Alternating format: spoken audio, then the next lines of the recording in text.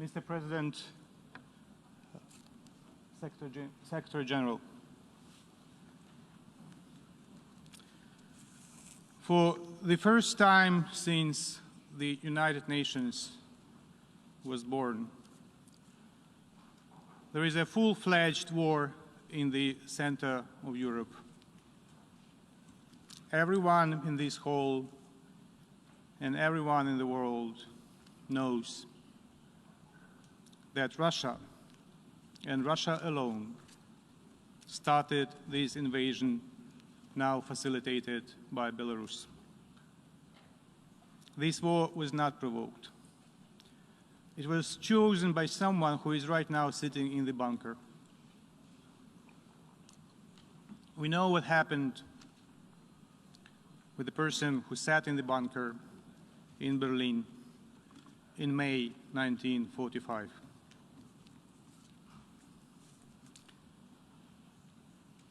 Before I continue with my formal statement,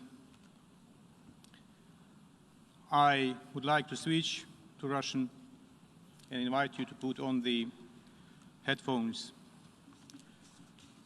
because I would like to read from the screenshot of the smartphone of a killed Russian soldier. That's an actual screenshot from someone who is dead already.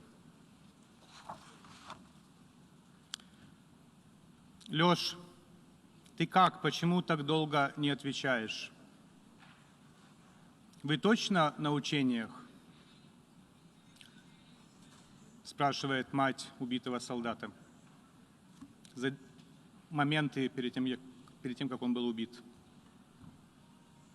Мама, я уже не в Крыму. Не на учениях. А где? Папа спрашивает, можно ли тебе послать посылку.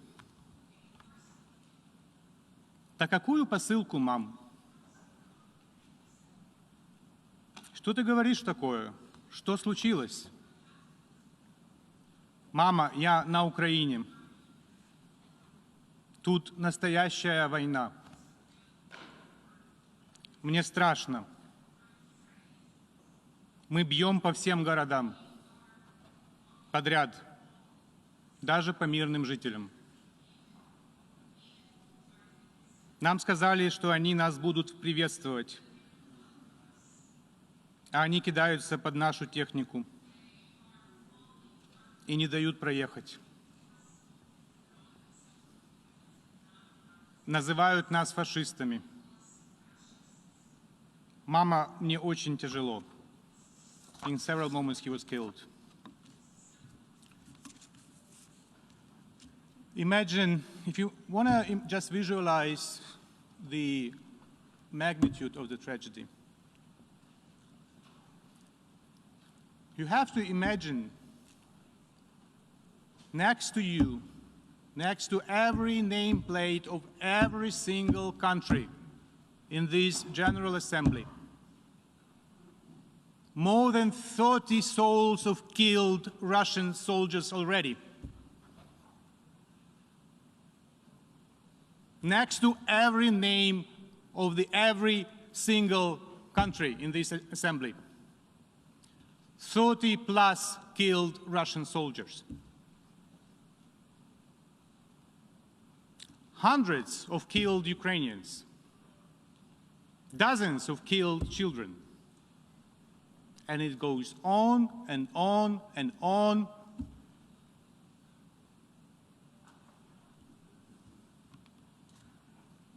So just imagine those killed people next to you when you will listen to my formal statement.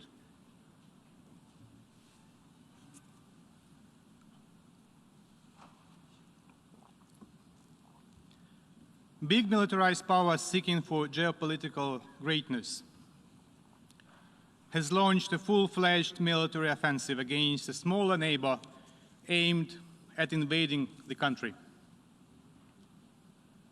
Deadly airstrikes dropped on civilians' heads across the entire country, and the Russian troops crossed Ukraine's borders from the territory of Russia, Belarus, and the occupied parts of Ukraine's Donbas and Crimea. Does it remind you of something, doesn't it? Indeed. Very clear parallels could be drawn with the beginning of the Second World War, too. And the Russia's course of action is very similar to what their spiritual mentors from the Third Reich employed on the Ukrainian land 80 years ago. Just one, the most recent example of human sufferings, example of war crime.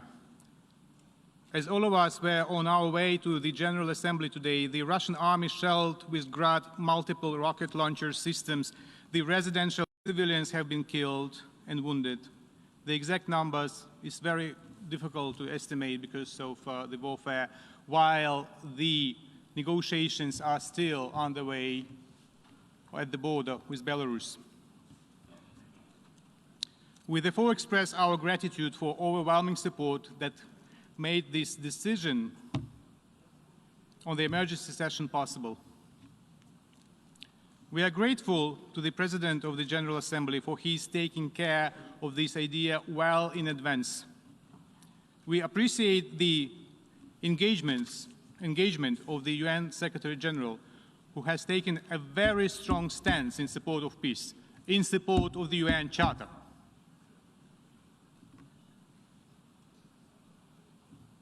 We have been prompted to call for an emergency special session as the level of the threat to the global security has been equated to that of the Second World War, or even higher, following Putin's order to put and alert Russian nuclear forces. What a madness. If he wants to kill himself, he doesn't need to use nuclear arsenal. He has to do what the guy in Berlin did in a bunker in May 1945. The Security Council addressed the issue of the Russian war against Ukraine, and the decision was not adopted due to the obvious reason. The country attempting to occupy Ukraine since 2014 has occupied the seat of the Council permanent member since 1991.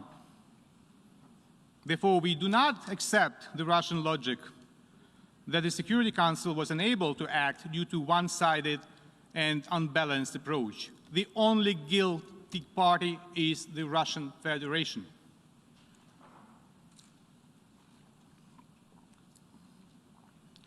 Distinguished delegates, Russia uses all its military potential to attack Ukraine and has begun redeploying reserve units on the border with Ukraine. It fires cruise and ballistic missiles at cities, attacks with aviation, tanks and artillery, sends subversion and reconnaissance groups which mark residential buildings in preparation for the air attacks. Russia's missiles are now aimed at destroying the infrastructure objects. They targeted the radioactive waste disposal site near Kyiv, the fuel base in the town of Vasilkiv that is effectively a Kyiv's suburb. The objects of logistic infrastructure, including bridges, airports, and water reservoirs, remain among the targets. Such towns as Shastya and Stanitsa Luganska near Lugansk are now nearly destroyed, as well as residential buildings in and around Kyiv and Kharkiv. The Russian forces seized the Chernobyl nuclear power station and the part of southern Kherson region, including the North Crimean Canal. Due to the active moving of Russian heavy militaries through the Chernobyl exclusion zone, the radiation level has increased rapidly. In the Black Sea, Russian warships deliberately attacked two civil vessels under the flags of Panama and Moldova, approaching Ukraine. This constitutes a flagrant violation of the international law of the sea. Incredibly, One of the vessels had the Russian crew. Still, it was attacked by the Russians.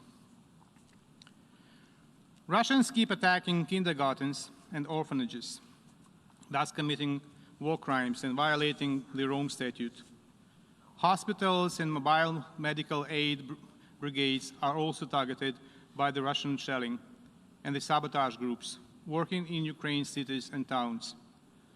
The Russian military fired on ambulance crews in the areas of Zaporizhia and Kiev. In Akhtirka district of Sumy region, Russian tanks shot down a bus with civilians. Later, the Russian military did not allow ambulances on the spot. As of today, 352 people, including 16 children, were killed on the Ukrainian side, and 2,040 Ukrainians, including 45 children, wounded during the first 5 days of the Russian invasion. And this number is growing non-stop. I have already told about the morning shellings in Kharkiv, and we cannot really estimate at this moment how many were killed. In response, Ukraine has activated its right for self-defense according to the Article 51 of the UN Charter. The Russian troops are suffering losses: aircrafts, helicopters, tanks, trucks, personnel. The aggressor forces have already lost more than 5,000 in manpower during the first days of aggression. Excellencies, the General Assembly should be vocal in demanding from the Russian Federation to stop its offensive against Ukraine.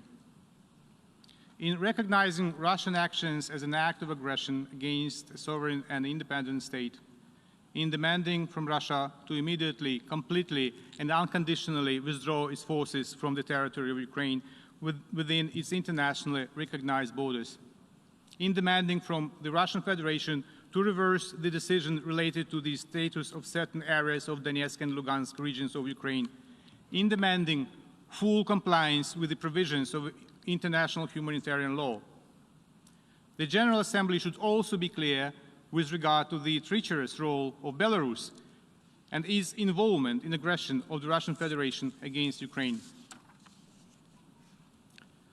Distinguished members of the General Assembly, what is happening now in Ukraine has already had the security and humanitarian implications for all of you.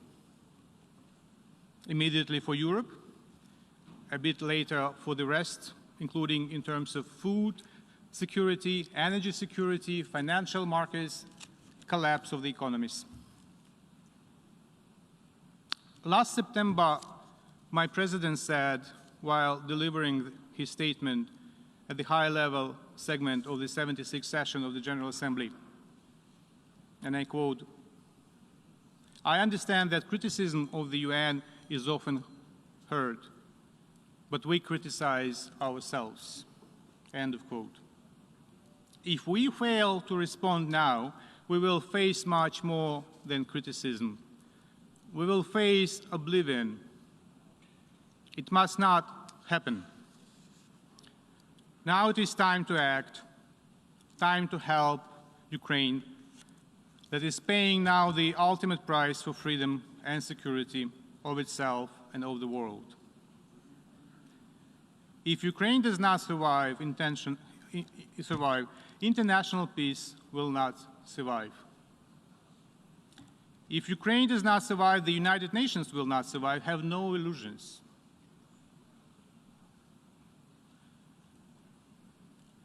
If Ukraine does not survive, we cannot be surprised if democracy fails next. Now we can save Ukraine, save the United Nations, save democracy, and defend the values we believe in and that Ukrainians are fighting for and paying with their lives. The Russian delegate will speak shortly. Putin has done everything to delegitimize the Russian presence in the United Nations. But I wonder if the Russian presence in the United Nations has ever been legitimate. I wonder if ever this assembly voted in accordance with paragraph 2 of Article 4 on admission of the Russian Federation to the United Nations, either in December 1991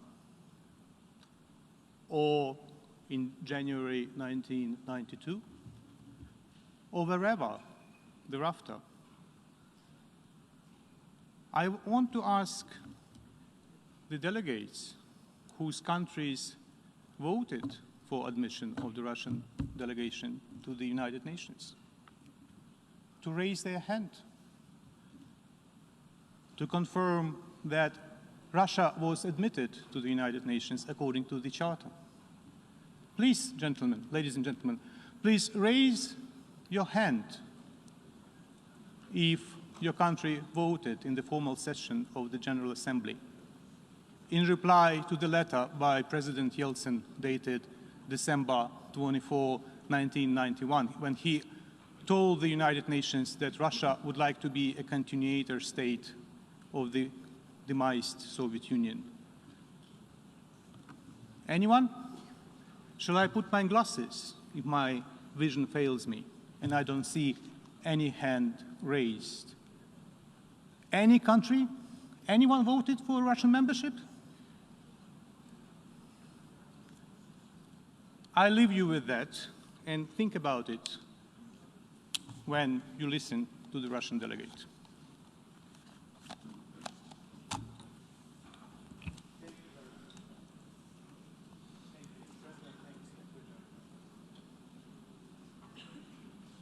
I thank the distinguished representative of Ukraine.